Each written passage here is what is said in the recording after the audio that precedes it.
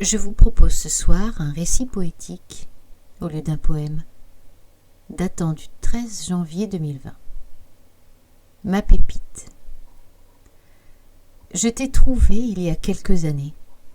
À cette époque, j'observais les oiseaux de passage de mon observatoire de bois près du lac, entouré de forêts humides.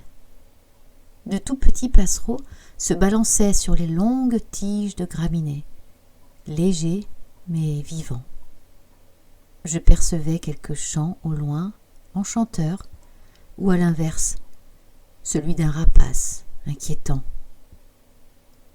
À la nuit tombée, alors que je rentrais, serpentant dans la roselière sur les pilotis défoncés, un éclat m'apparut dans l'eau.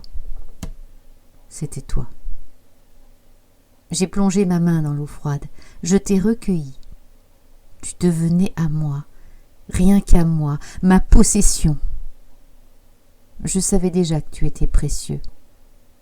Tu faisais quand même une bonne taille, en forme de boule avec des angles émoussés.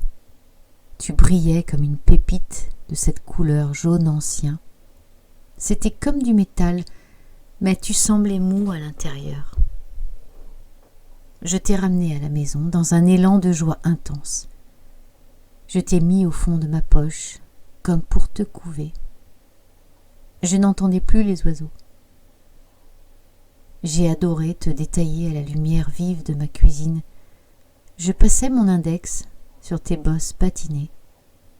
J'aimais nettoyer tes petites griffures dans lesquelles un peu de terre était venue se loger.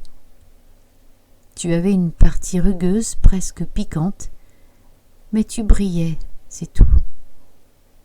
Et c'est à ce moment-là que cela s'est produit. Alors que tu étais dans ma paume, tu as fondu littéralement. Quelques gouttes jaunes d'or se sont faufilées entre mes doigts, puis elles se sont évaporées. Tu m'avais complètement échappé. Ma pépite. Tout cela s'est passé en un éclair.